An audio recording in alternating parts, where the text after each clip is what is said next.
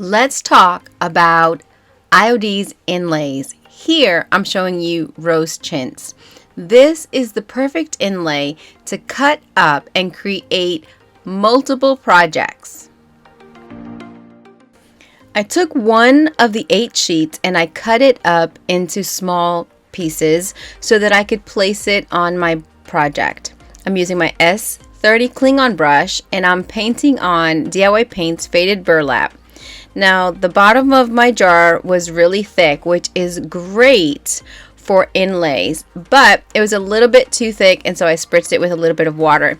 But you want to keep in mind that your second coat is where you're going to place your inlay, and it needs to be thicker than what you normally would paint a piece.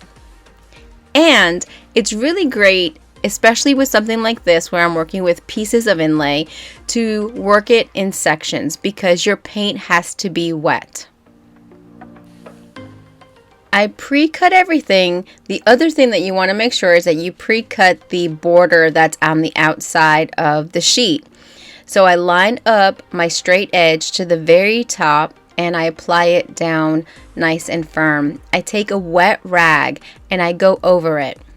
You could also spritz your paper before you put it down if you want to. And you see how vibrant it becomes?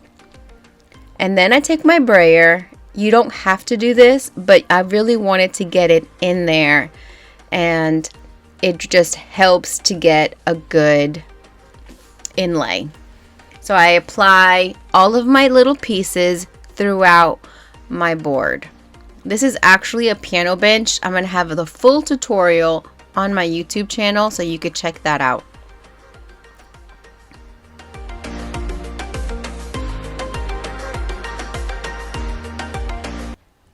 One side has the grid and then the other side has the vibrant paint on it, and that's how you can tell which side that you're working on. You want to make sure that the grid side is face up.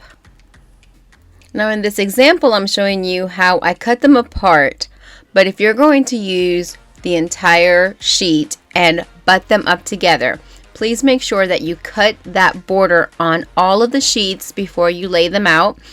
Dry fit them, make sure you know exactly where they're going, and then put them all down one sheet at a time and then butt them up and make sure you go over that seam really well. Inlays are a great thing that you can add to any project, whether it's small home decor or furniture or even wall art.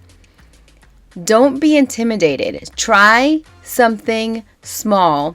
This Rose Chintz is really the perfect one to try it with. Once it dries, then you want to wet it. And I'm just making sure that everything is wet, and you see the difference between the one that I'm working on and the others because the others are dry. So once I get it nice and wet, not sopping wet, but just damp and wet, then I can take it and peel it up slowly. If you feel resistance, add a little bit more water. And look at the beautiful inlay.